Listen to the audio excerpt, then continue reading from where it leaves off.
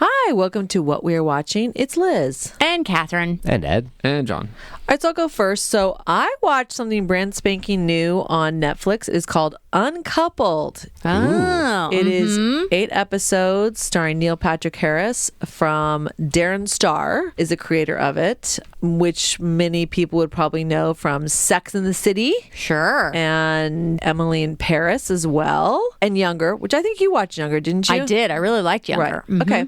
And throw way back and you could do Beverly Hills 90210 and Melrose Place. So, sort of campy soap opera. And listen, the backdrop of New York, I will forever love if you do that. So that in itself was gorgeous. And it's basically a gay couple, Neil Patrick Harris and his partner, and they uncouple.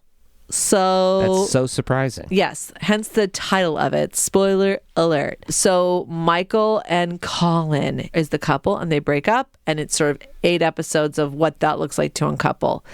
I don't know if season 2 has been announced or if there will be one. I'm not sure. The one thing I will say, I felt like deja vu many times. Oh, really? There were things I felt completely straight up lifted from Sex and the City. Oh. I mean, listen.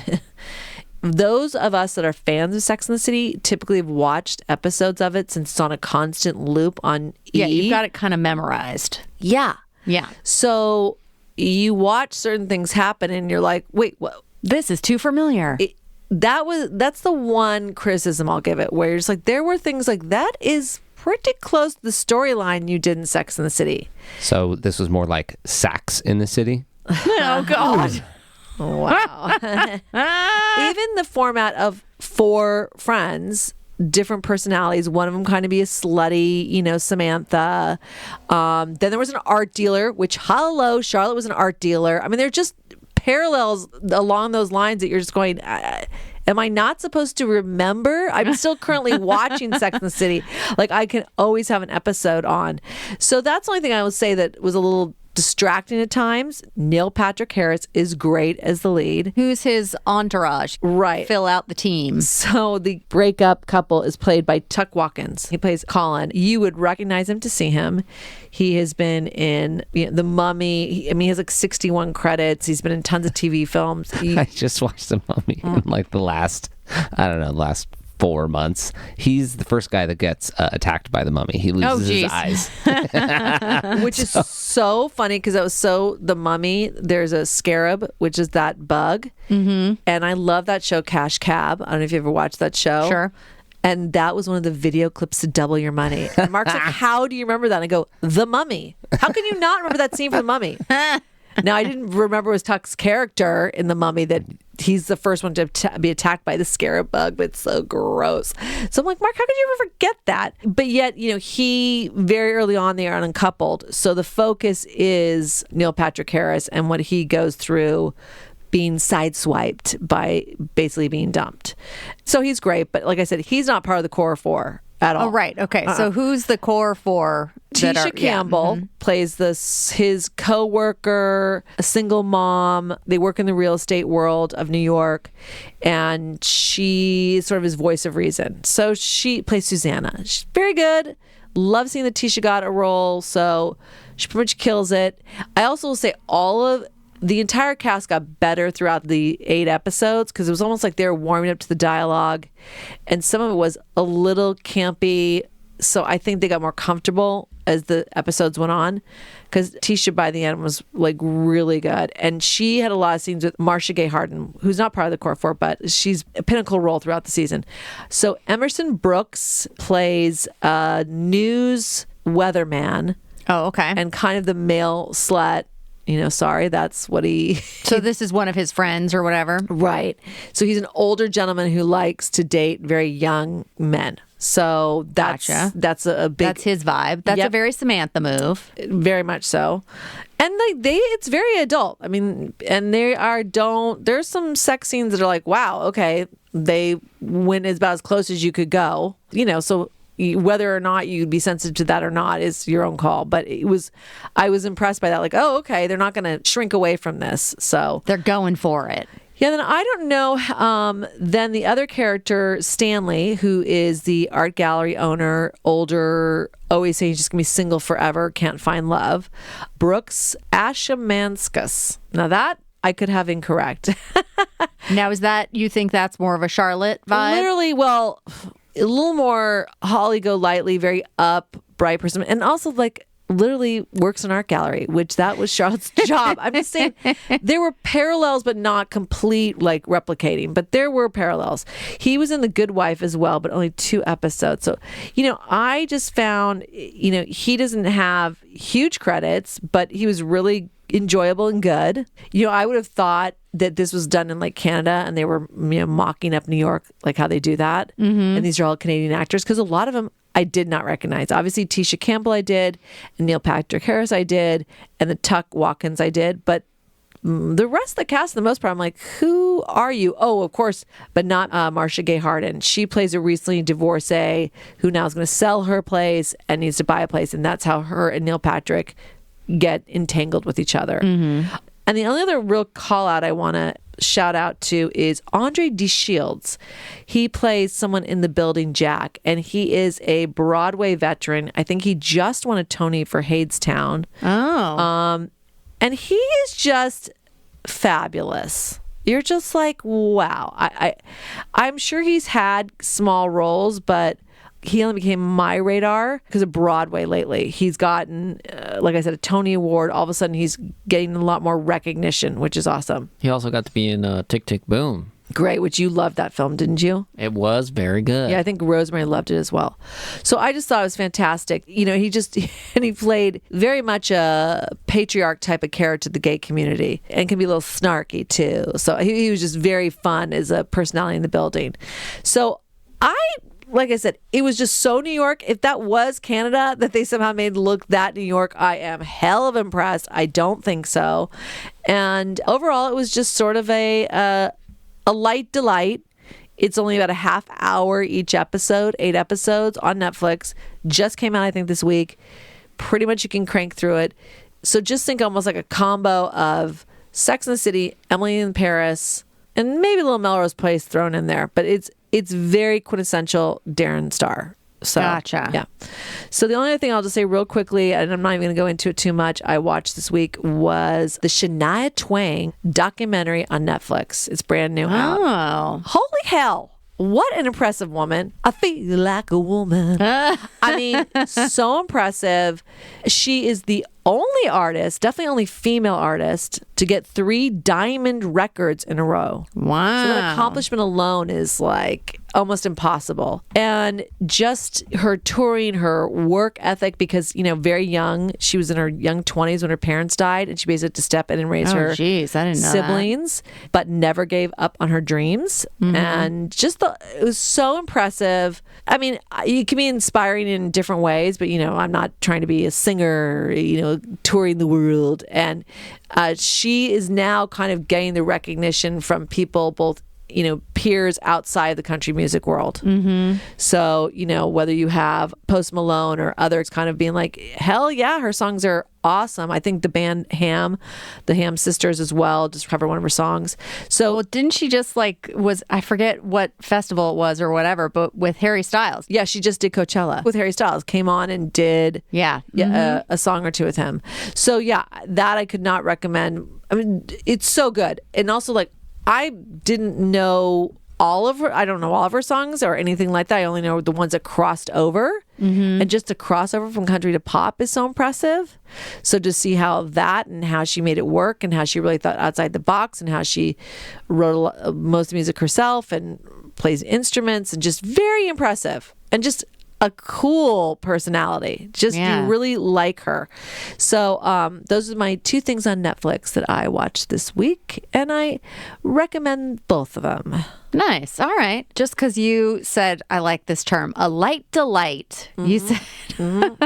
I watched Maggie, which is a new series on Hulu. Oh. And it was, I would say, a light delight. I did enjoy it. It has 13 episodes, mm-hmm. and they're little half hours. And it's a young woman who is a psychic, and she has a problem where she's sees a vision and thinks she's supposed to be with somebody, and it's a little bit confusing, and then not comedy ensues, but light comedy ensues. So it would be a romantic comedy half-hour series. The young woman who plays Maggie, I had not seen her before. She's lovely. Rebecca Rittenhouse. Okay. Yeah, she's very good and believable as a psychic, which has a funny vibe. You know, you're like, oh yeah, I mean, I can believe that this young woman is a psychic and having trouble being a psychic and all of the problems that it causes when you can see your future / other people's future. It's, you know, not actually great sometimes. Her parents are very funny. Carrie Kenny. Oh, I love her from Reno 911. Oh, God. Oh, my God. I love her. Just ridiculous and great. And then Chris Elliott plays her dad. Oh, my God. He's so fun. Okay, so they're in most of the episodes, the parents, but then also there's her friends. One of her friends is from Superstore. The girl who played Cheyenne. Series, yeah. Oh, God, she was so funny. Nicole Sakura, and she is just delightful and fun. Yeah, okay, this is going to be a really weird reference, but there was a vibe about it that reminded me of a series that I watched that is a little bit embarrassing. It had a Drop Dead Diva vibe. I watched the whole series of Drop Dead Diva on... Wasn't that Lifetime? I don't remember where it originally aired. At some point, it was available on one of the streaming services, and now it might be on Freevee. I'm not sure where it's available. But the idea of like kind of a light situation about finding relationships with this sort of fantasy overtone. So in this case, it's a psychic, but in Drop Dead Diva, it was that she was in someone else's body. They did have whatever. They had 6 seasons of Drop Dead Diva on Lifetime. It was quite a commitment to watch the whole thing. I mean, I watched it after the fact, but it had a similar quality to it. Anyway, I think maybe Maggie would be easier to watch because, you know, it's shorter and currently available. Oh, I also see that Adam Corson, who was on a podcast we did with Ask Jillian, he was delightful as well, is also in the cast. What part does he play, or is he a big element to it? He plays a boyfriend, which may or may not be working out. I mean, no spoilers, so you'll have to see. But he has the previous show something about ghosts. His show, Adam Corson's show, wasn't it like some ghost show, like Ghost Hunters or something? He was on a show, Surreal Estate. There you go. Real estate agent. That's what he was in promoting when we. So they should have teamed up. Yeah, well, gosh, you know, and he also has a movie called The Stairs. I mean, wow, that's a lot of. He's busy. He's working. Very good. He's very good. Yeah. So, and it's nice to see him, and he does a great job. The main character, David Del Rio, plays Ben. He's the main sort of complicated love interest. And none of these guys are freaked out that she's a psychic. No, this main character, Ben, absolutely is like, oh, of course you're a psychic, and that's fine. And I could see how that would make your life complicated. Okay, great vibe, perfect way to handle that. His sister is a fun character. Angelique Cabral plays Amy, his sister. She's really fun. Oh, yeah, she was in Life in Pieces. Oh, I didn't know that. Okay, well, she's great. And then our main character, Maggie, has a psychic sort of confidant friend, her own psychic, who is a psychic, and that's Ray Ford, and he's very fun. He plays the character Angel, who's her sort of guardian angel / psychic advisor. It's very fun. I highly recommend it, and you know who recommended it to me? Our sister Ginny. So there you go. We are going to record a Patreon. I'm going to go off on Virginia's recommendations. Oh no, did she recommend something that is not? Well, it got me in trouble on a couple's weekend that I was just away. Shit. I put out her recommendations and they were not well received. So join us on Patreon to hear about those. Okay, all right. I do have one little tidbit about that. On the show, Martin Mull, he's only in one episode, but his daughter is one of the co-creators. What? Who was also one of the co-creators of Life in Pieces. There's some parallels happening. And her name is Maggie Mull. A series called Maggie, created by Maggie Mull. Who knows if there's a real I wonder if psychic she connection. is a psychic. Wow, that would be crazy. Yeah. Wow. Okay. Wow, that is a very interesting little tidbit. none of which was evident watching the series. So I'm really happy that you figured that out. Okay, so anyway, that is Maggie, a light delight on Hulu. Okay, and then I wanted to bring up Reservation Dogs because it's back for season 2. Oh my God, I'm so excited. It's Hulu/FX. So it's 2 episodes right now. They're doing, an episode a week. So by the time this comes out, there'll be a 3rd episode. But right now, already watched the first 2. Love it. So happy to have these characters back. It's about some young Native Americans living on a rural reservation in Oklahoma, and kind of a comedy, but also a little bit heartbreaking, and their trials and tribulations. Initially, they're sort of ineptly trying to commit crimes, and then it's really just their day-to-day trying to figure things out. And then there's some older characters. These 2, well, there's a couple. There's some much older guys who are really quite fun, particularly Gary Farmer, who's kind of popping up on some other stuff, and he's amazing. Wes Studi, who plays Bucky, he's really good. And Zahn McLaren, he's great. So you've got the core of these 4 kids. I mean, I'm saying kids. They're like, young adults, like teenagers. I just saw them on Jimmy Fallon. 3 of the cast members. Yeah. They were fantastic. Yeah, they came. One of them seemed a little young, but we're not talking 12-year-olds. We're talking like they're teenagers in the same age range as Stranger Things. I mean, they're dealing with entirely different problems. Yeah. Well, in these, I feel like Stranger Things is a different vibe only because they started younger, so we're thinking we are aware of them as younger. These, they're starting as like older teenagers, so that's more their vibe to begin with. They're really great. The whole thing takes place in a very authentic feeling reservation situation, and they're using a lot of indigenous people in front of the camera, behind the camera, the writing room, and Taika Waititi is one of the executive producers, which is great. And it does have a lot of that vibe of his. It reminds me a lot of Boy in that it's kind of quirky and funny and a little bit sad, like all at the same time. And we just talked about him on our other podcast, Huge Fans. Yeah. And I think it was when you first brought up Reservation Dogs, I was like, haven't we talked about this before? No, because you talked about it on the Huge Fans podcast when we covered Taika Waititi. So there you go. Yeah.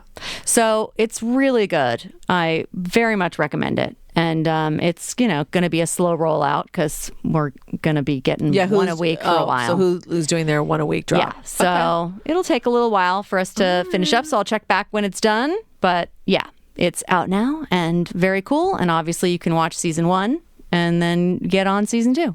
Okay. That's it for me. All right. Well, I'll take the jump at that point. So I wanted to tell you all about a fantastic show that I discovered. Similar to John, it's now done and over and not coming back, and that's sad because I really enjoyed Turner and Hooch. What? Wait, the new series with Josh Peck. It dropped last year. I didn't catch it. I have Disney Plus. Did anybody catch it? No, I don't even know if I heard of it. That might be why it's not coming back. Maybe didn't get the. It's also really challenging to. It took me like 3 episodes to realize that it was a 45 to 50-minute drama. Every episode, like crime drama. I was like, oh, this is fun. It's like a dog and a guy show. I literally thought at first episode you were talking long. about the movie. I was like, no. Although it is attached to the movie as a legacy, it is not. There is no Tom Hanks in it. He is passed, and now they're researching something that he didn't finish, and there's a dog in the story, just like the first movie, and his kid's not totally together, but he's trying to follow his dad's footsteps. I didn't mind the story. I don't mind Josh Peck. That's why I watched the whole series. Wait, is it supposed to be Tom Hanks's child? I don't think they say it, but yes, 100% is. It is his kid, because it's also his old partner from the original movie that is like his best bud. That's like, oh yeah, we were working on that together, and then I did other stuff and became Is it a judge. the same dog? No, just kidding. It's the exact same style dog. Like a bull mastiff. A bull mastiff, yeah. So just a real big, very slobbery mess of a dog, and that doesn't go away the whole series, despite there being many dog trainings. I'm like still waiting for you to say you're full of shit that you watched this. No, I watched the whole thing. Oh my God. At some point, you just have to well, what gets made? What is money being spent on? Can I get okay. in there, please? And then sometimes you're like, oh, well, I'll let that air. I don't care about it now. And then I'll let it stew for a while to find out if there's going to be any news. And then you go back and check a couple months later, like, oh, canceled. Never mind. Well now I can watch the whole thing without worrying about, like, I got to wait till the next season comes out or something's going to drop soon. No, just watch all of them. And they've wrapped up the storylines. It's great. The pregnant lady had her baby. The crime got solved. The couple got They back did together. wrap it up. Oh, they gave you the bow on the end of the Oh, that's episode for a nice. whole minute and a half in slow-mo. It's great. Because I will go back to Uncoupled. The last episode, 8 episodes, right? There are a full cliffhanger for the main characters. And then for 2 of the friend groups, significant cliffhangers where you're like, what? So it almost will be annoying if, I mean, I think he has a deal at Netflix. So like Emily in Paris, I gotta believe there's going to be a season 2. Otherwise, how dare you? No, they're going to skip straight to a Leap 10 Years Ahead movie. And they're back together. I think it's going to be an Emily in Paris where we're going to get 2 or 3 seasons out of the show. Sure. Okay, so they did type everything in Turner and Hooch. Yes, and it was real satisfactory as far as a Disney I mean, Plus. what age range are we talking about to watch this show is so not threatening to I don't think anyone my that watched 14-year-old will want to watch this. It is straight. No, he wouldn't. Absolutely not. It's straight out of Canada. Felt real good. There's sometimes you're like, who's writing this? Okay. Take the pen. Take the laptop back from your teenager. That was fun. Now get back to writing the scene. But overall, it's like watching, and simultaneously I was watching the last season again of The Good Place. Oh, you had 2 screens going because it was Always. absorbing. There's always so many different things. I got to take a break from this storyline. I got to switch to that story. Oh, I'm doing some sci-fi over here. But that was like, yeah, this is getting serious, and they're wrapping their storylines up. And I need something that is, oh, yeah, Turner and Hooch, the TV show. I forgot about that. Let's fire that up right now. I'll probably watch that in a week and get ready for the podcast. Then you go to the internet, and you're like, and I'm not going to, there's no dessert. This is it. All right, fine. That's all we're getting. Great. So as far as the cast and the episodes, the last episode finally clicked in. I was like, this is a live action Scooby-Doo. I mean, it's not it's not the dog style of the Scooby-Doo dog, but it's absolutely the dog's involved in everything. And there's a little bit of like, these 5 are always involved in solving whatever the crime is. And there's like, it didn't exactly follow that model, but I enjoyed that. It didn't hurt that there was something they could lean on. And then all the episode titles had like clever movie references. I think the last one was Bite Club. Oh, jeez. So they were trying. They really tried. Oh my gosh, A Good Day to Dog Horror. Road to Smell Dorado. Oh, my God. See, I'm telling you, This might they have were belonged having on the fun. Patreon. Our appreciation. Our appreciation. I like that one. God. Okay. Hooch Machina. See, I mean, there's some really. This is why you liked it, because you could have written all those. Yeah, unfortunately, they didn't like tie in those movie plots directly to the episode plots, so that's why I didn't really dive in deep on that, because that would have been a lot more than this. Wait. This reboot of the '89 movie. The Fugitive? It wasn't. I don't know. The Fugitive. I'm not sure if there was a one-armed man. They may reference those things during the episodes, but it's not like they were searching that down. I want to say all of them. Anyways, it was fun. It was definitely shot in Canada, and lots of interiors with lots of the same exterior of The Office a bunch of times. And that lead actor has I buy that. He's gotten a lot of opportunities lately, because he was in I didn't watch it either because it kind of came and went, but with John Stamos, where he played John Stamos' son as well. I think it was grandfathered. He's getting some work. Just got to get one of those to be picked up and renewed. Click. Okay. Oh, wait a minute. So he is indeed Scott Turner Jr. So the junior, but he one-upped him because he's a U.S. Marshal instead of just a lowly police detective. And we'll one-up on this. Bull Mastiff, this dog is actually the Doge de Bordeaux. which is a French Mastiff. I was going to come back and correct you. Don't worry about that. Thank you. A Frenchie dog. So even more surprising, it would be in the junkyard, just, abandoned and waiting to become a cop. Well, the look of the dog. I mean, that's, in America, that's what we think of. But also created by Matt Nix, created Burn Notice. What? Catherine. Oh, I loved Burn Notice. Yeah, Matt Nix is great. Okay. Wow. Interesting. All right. Uh-oh. Should I go? Yep. Yeah. All right, fine. Okay, so I watched, it was maybe a week or two ago. I'm not sure if it's still in theaters. Lightyear. Oh. Ooh, Lightyear, nice. Yeah, look, people didn't exactly love it, but it's very fun. So that's the new Buzz Lightyear Pixar movie. Yes. Ah, okay. So I don't know that they ever truly help you understand this, but this movie is supposed to be in the universe of Toy Story, not actually what's happening, but the movie they watched that made them have Buzz Lightyear as a character. Buzz Lightyear, the toy, the character that we see in the movie is a toy, is a commercial product of a movie that we never understand as the viewers of the toys, because we're at the toys' perspective. We're not the kids' perspective in those movies. So within that franchise, friggin' Pixar, they're like, guess what? Meta. There's a movie theater that kid went to go see. That's why he bought the toy. Here's that movie. Exactly. So it's a tough... Oh, wait. Here's that movie, not here's actually like what happened? Well, no, again, they're not saying it's real. They're not saying real space travel or whatever.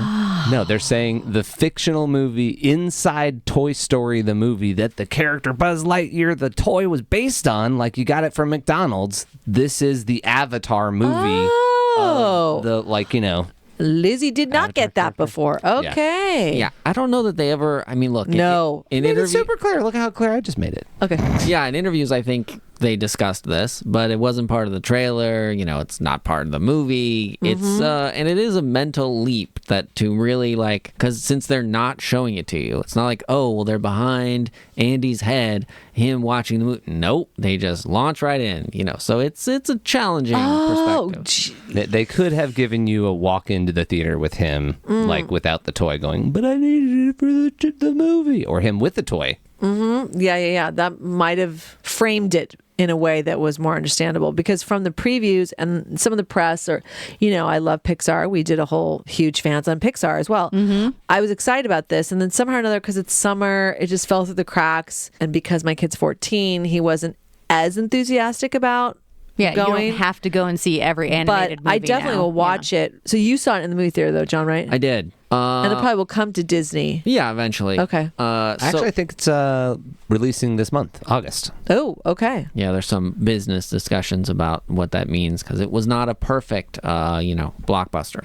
But yeah, so there was also a lot of talk about, they used a different person as the voice, not Tim Allen, but Chris Evans. Right. Yes. So... Yeah, because obviously they couldn't license the Chris Evans voice from the movie inside the Toy Story universe. They had to get a cheap actor to fill it in, like Tim Allen. Oh, burn. Sure. Also, he's younger. So those are the two, they mainly focus on him being younger is the real thing. And, the producer talks about, well, we're trying to separate it from the Toy Story world where Tim Allen is the voice of this toy. Right. Whereas in this second fake universe where this movie is real, it's Chris Evans' voice. So it's, again, another mental leap, but here we go. And Taika Waititi was in it as well? Yes. Eventually you run into sort of a there's three rascals joined by a fourth slightly non-rascal. Taika is one of the rascals. He's great. It's funny because What do you mean a rascal? Like as a character? Well, you have to have your nemesis. You have to have your No, not problem. that kind of rascal. Oh. I just mean the whole concept is slightly strange because it's like, oh, he's a space ranger, but then he's out on this thing, and then now they're they're marooned is what they are. And there aren't any other space rangers. And then now it's so many years later because there's this whole... It's not that there's time travel, but Chris Evans is skipping forward a little bit, so generations are happening. So now there's new people around who still aren't space rangers. But then now they're having this real crisis that they have to solve. And man, they wish they had space rangers. So now Chris gets help from some people who are maybe not quite up to snuff. including Taika. So they're like, they have a name for it in the movie, but they're kind of like trainee ranger things. I don't know. And 3 of them, I think, are convicts, including Taika. So it's like fun convict. It's like I don't know. Rascal. Okay, Yes. got it. Yeah, and then the other one, there are actually 2 people from Orange is the New Black. Dale Souls is this second convict. She's super fun. Uzo Aduba is actually, you see her earlier. She was at Chris Evans's or Buzz initial timeline, and then she gets surpassed, and then you don't have her anymore. You also do get some good cameos. Bill Hader is in it, and I swear, What? he maybe has like 3 lines, 2 of which are trying to say his name, which is Featheringham Stan.